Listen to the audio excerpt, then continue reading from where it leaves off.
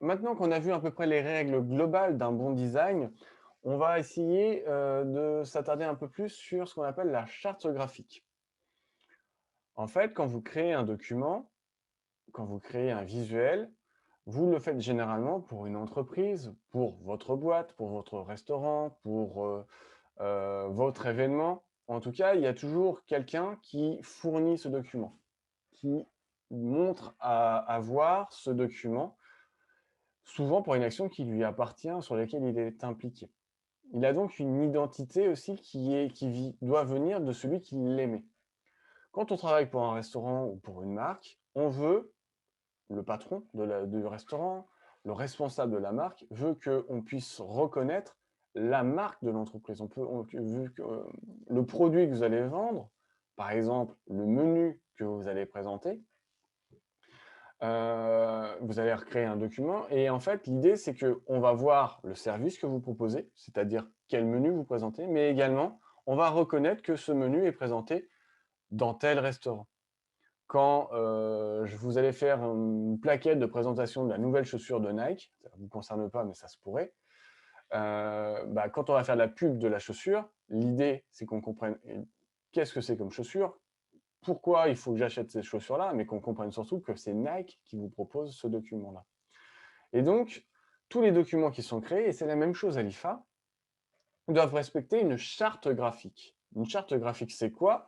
En fait, c'est les règles à respecter quand vous créez n'importe quel document qui nous permettent d'avoir des documents qui sont toujours normés, qui se reconnaissent. C'est-à-dire que vous pouvez vous-même le voir, quand vous recevez des documents de l'IFA Marcel Sauvage, ils respectent toujours une norme et vous allez retrouver des éléments dans vos documents qui vous permettent de reconnaître que c'est bien un document de l'IFA Marcel Sauvage. Donc on va regarder ensemble comment on crée une charte graphique et de quoi elle est composée. Tout d'abord, je me propose de vous montrer la charte graphique de l'IFA Marcel Sauvage. Donc, nous nous retrouvons sur la charte graphique de l'IFA Marcel Sauvage. La charte graphique, je vous l'ai également mis dans le cours de Moodle, dans l'onglet charte graphique. Donc ça, c'est un document que l'IFA Marcel Sauvage a créé pour que tous ceux qui sont amenés à créer un document, un design ou une infographie, respectent cette charte graphique. Et donc, il va dans ce document-là, qui respecte elle-même la charte graphique, vous allez avoir les principales règles à respecter quand vous créez un document. Je vais vous les présenter tout de suite. La charte graphique de l'IFA Marseille Sauvage est assez bien construite et on va voir les principaux points que l'on doit indiquer dans une charte graphique. On va d'abord voir le logotype. Donc, je reviendrai dans une autre partie de vidéo sur qu'est-ce qu'un logo, mais concrètement, le logo, c'est l'image, le petit logo qui représente la marque. Et on a donc tout un tas de règles à respecter. On va avoir les couleurs. Quelles sont les couleurs principales à exploiter, à présenter dans votre document? Vous allez voir que en fait, chaque marque a choisi son thème de couleur et c'est ces couleurs-là qui seront respectées. La typographie, c'est-à-dire quel type de caractère je vais utiliser, à quoi ressemble le texte en gros. Et on va avoir d'autres éléments graphiques que l'on va pouvoir utiliser, des pictogrammes, des images que, en gros, on nous fournit en disant, voilà, vous pouvez insérer ces images-là, comme ça, la charte va être cohérente. Et puis, on va avoir comment décliner nos supports, notre communication sur différents supports. Alors, tous ces éléments-là ne sont pas toujours inscrits dans les chartes graphiques de toutes les marques. Les plus grandes marques ont généralement tous ça. Des fois, pour les plus petites boîtes, ça peut simplement se résumer à un logo, des couleurs et une typographie. Ça peut s'arrêter à ça.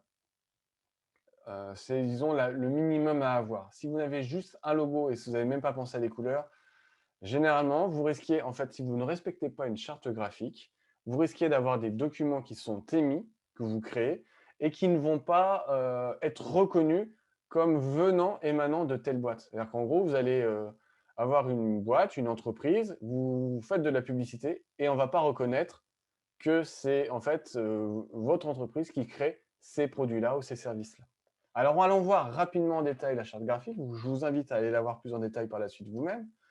Pardon, ça c'est pour après. Voici les logos de l'IFA Marcel Sauvage.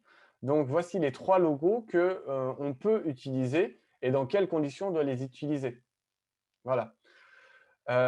Pour les versions en noir et blanc et réserve sur fond foncé. Voilà comment on doit utiliser le logo d'IFA Marcel Sauvage. Je ne peux pas faire n'importe quoi avec le logo d'IFA Marcel Sauvage. Vous allez voir également qu'on va nous indiquer des fonds perdus, des marges à respecter pour l'utiliser le logo de l'IFA Marcel Sauvage. C'est-à-dire que concrètement, le logo IFA Marcel Sauvage CFA, je ne peux pas le mettre au bord d'une page. Par exemple, je ne pourrais pas le caler juste au bord de l'écran là. Il faudrait que je laisse la largeur d'un F majuscule, du F de l'IFA, de part et d'autre du logo pour pouvoir l'utiliser. Si je mets une autre image ou le bord de mon image juste ici, dans la zone hachurée en rouge, eh ben, je ne respecte pas la charte graphique. Donc, ça ne fonctionnerait pas. Les tailles minimum à utiliser.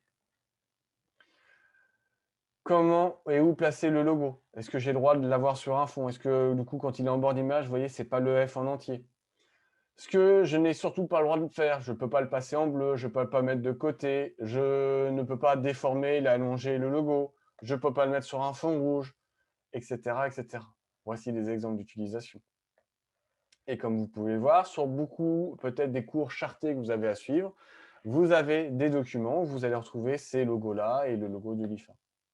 Les couleurs, c'est très important pour une marque. Toutes les marques choisissent leurs couleurs de référence avec lesquelles les couleurs les plus fréquemment utilisées. Quand vous créez un document, vous devrez utiliser ces couleurs. Et effectivement, vous allez reconnaître cette couleur Pantone. Alors au passage, vous remarquez que chaque couleur en DAO, en PAO, a un code couleur. En gros, si vous rentrez ces valeurs-là sur un logiciel, vous retombez forcément sur ce type de couleur. Et comme vous pouvez le remarquer, ces deux couleurs-là, c'est les couleurs générales de l'IFA. Elles se retrouvent notamment dans le logo. Souvent, le logo est constitué des couleurs de la charte graphique. C'est quasiment obligatoire. Après, on va remarquer qu'au sein de la filière, au sein de l'IFA Marcel Sauvage, chaque filière a sa propre couleur. Et pour la filière restauration, c'est le vert. Et vous remarquerez quand vous retournerez à l'IFA qu'effectivement, les documents qui sont affichés dans les couloirs, on respecte ces chartes couleurs-là. Et maintenant, vous êtes passé au vert. Avant, je crois qu'on avait ce violet-là. Et maintenant, on est passé sur le vert. Qui, je trouve, n'est pas très restauration, mais ça, c'est pas grave. La police de caractère, on va y revenir dessus. Voilà. Quand vous êtes sur un ordinateur, vous pouvez écrire les mots de différentes manières, avec différents aspects. Pour que votre document respecte la charte graphique, il vous faudra utiliser, dans la mesure du possible, la police de caractère appelée Proxima Nova. Si vous ne l'avez pas, vous pourrez utiliser celle-ci. Comment les utiliser? Je vais aller assez vite. Ensuite, les éléments graphiques. Voilà, on vous dit vous pouvez utiliser ces petits pictogrammes-là dans vos documents. Vous pouvez les remettre pour les utiliser. Les puces que vous pouvez utiliser, etc., etc. Je ne vais pas revenir dessus, je vous laisserai le regarder, il n'y a rien de secret, et ça va nous permettre, notamment vous avez un fond qu'on peut utiliser pour vos documents. Et dorénavant, vous allez pouvoir vous-même, quand vous regarderez les documents de l'IFA, regarder si oui ou non ils respectent bien la charte graphique.